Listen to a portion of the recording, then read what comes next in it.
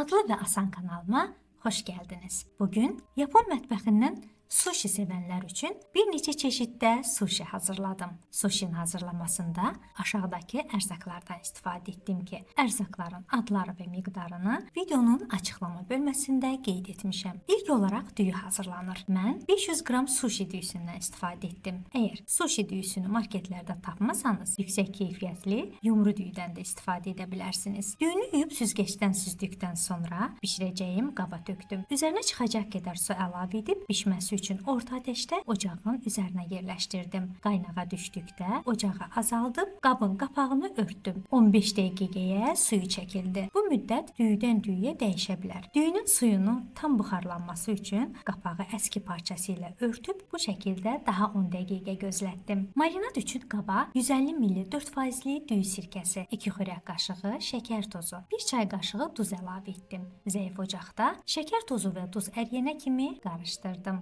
Məhlul qaynamamalıdır. Düyünü başqa qaba boşaltdım. Üzərinə elə ilıq halda olan marinadı əlavə edib ehtiyatla qarışdırdım. Sirkə düyünü daha parlaq və elastik edir.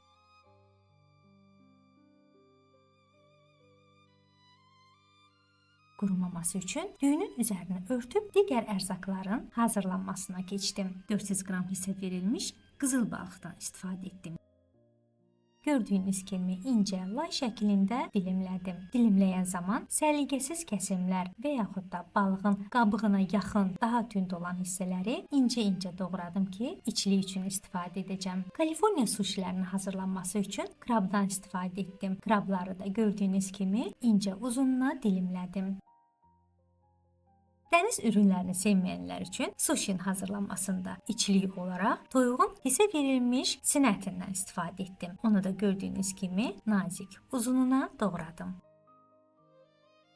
Bir ədəd avokadonu ikiyə bölüb tumunu çıxardım. Tam dəyməmiş olduğu üçün qabığını bıçaqla soyub onu da incə uzunluğuna dilimlədim.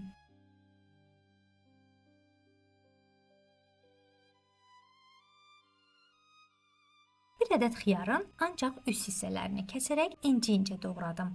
Orta tumlu hissəsi su verəcək deyə istifadə olunmaz. Sushini bükmək, yumru və ya kvadrat görünüşə gətirmək üçün bizə bambuk həsiri lazımdır ki, onu da həm təmizlik olsun, həm də bambuk həsirinin istifadə müddəti uzun olsun deyə həsirin üzərinə streç çəkdim. Bir dəfə bükərək hava boşluqlarını çıxardım. Bükmək daha rahat olsun deyə üzərinə azacıq ətirsiz bitki yağı da çəkdim. Sushinin hazırlanmasında bizə mütləq şəkildə dəniz yosunlarından hazırlanmış nori vərəqləri lazımdır. Norinin bir səthi saya, digər səthi məsaməlidir. İçilik məsaməli hissəyə yığılır və norinin ölçüsü böyük olduğu üçün bir hissəsindən 2 xətt, təqribən 4 sm qədər məsafəni kəsdim. Siz 2 hissəyə də bölə bilərsiniz. Düyü çox yapışqan olduğu üçün əlimi isladıb düyünü nori üzərində incə lay şəklində yaydım. Düyünü nori üzərində yayarkən yuxarıdan 1 sm qədər boşladım. Bir o qədər də vərəqin alt hissəsindən düyünü kənara çıxararaq yaydım. Aşağı kənara çıxan hissəsini bir-birinə yapışdırmaq və səliqəyə salmaq üçün bambuk həsirini qatlayaraq düyünün üzərinə sıxdım və tərs üzünü çevirdim. Orta hissəsinə krem pendir sıxdım.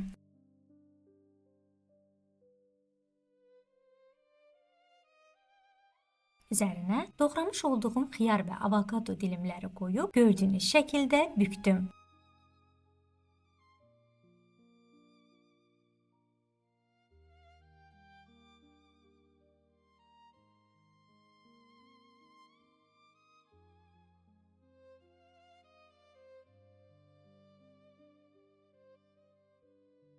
Rulonun kənarlarını səliqəyə saldım.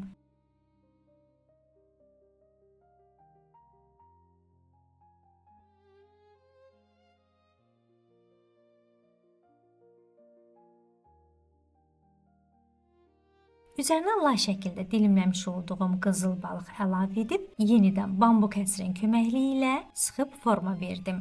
Qeyd edim ki, sushinin forması zövqünüzə görə dəyişə bilər, yumru və yaxud da kvadrat şəkildə.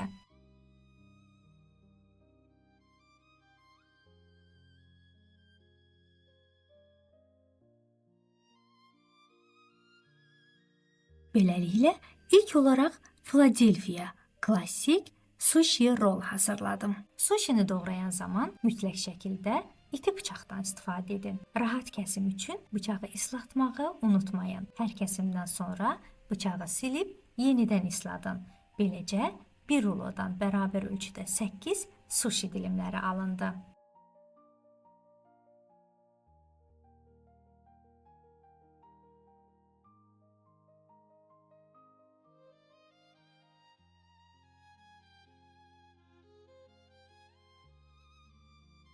Sushini elə bükə bilərsiniz ki, nori üst hissədə qalar. Bunun üçün eyni qayda ilə yenə norinin üzərinə təqribən 150 qram düyü əlavə edib incə şəkildə yaydım. Alt hissəsində 1 sm kimi məsafə saxlayaq ki, rulo açılmasın. Eyni qayda ilə krem pendir, incə doğranmış xiyar və avokado dilimləri əlavə etdim. İncə doğranmış qırmızı balıq dilimlərini əlavə edib bükdüm. Aşağı hissəsinə azacıq su da vura bilərsiniz.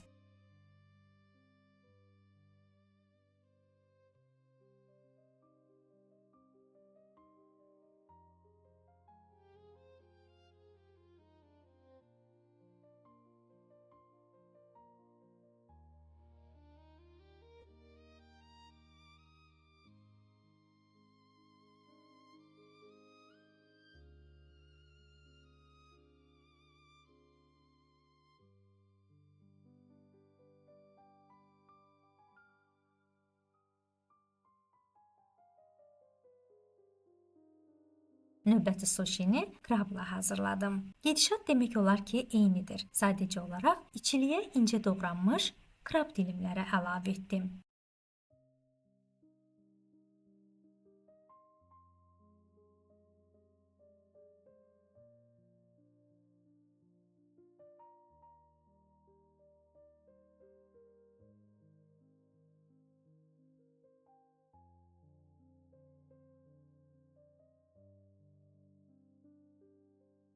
Ancaq ikra mənim üçün əlçatan olmadığı üçün üzərini küncütlə bəzədim. Bir növ Kaliforniya krab sushiyə bənzətdim.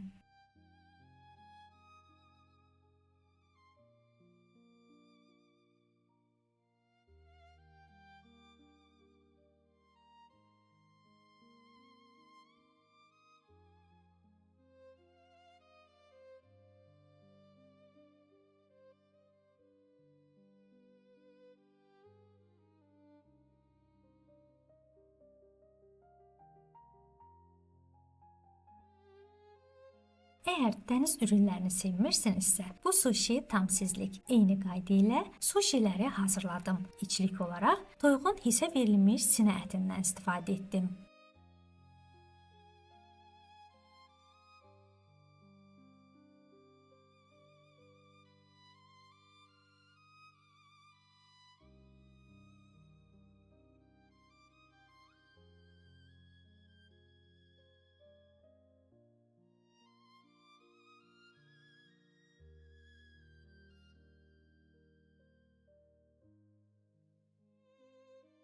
Qızardılmış sushilər daha dadlı olur. Sushi sevənlər bilir. Mən də qaba 2 xörək qaşığı un, 70 ml su əlavə edib qarışdırdım. Un suda həll olduqda 1 ədəd yumurta da əlavə edib qarışdırdım. Hazırladığım sushiləri daha rahat şəkildə qızartmaq üçün 2 hissəyə böldüm. Sushiləri əvvəlcə hazırlamış olduğum duru xəmir örtüyünə batırdım. Xırdalanmış suxari ilə üst örtüyünü qapadım.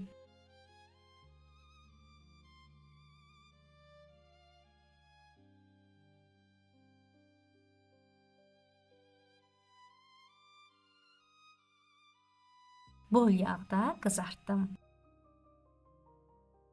Qızardılmış sushilər isti-isti yeyilir. Çünki 10-15 dəqiqə sonra o xırçıltısını itirir.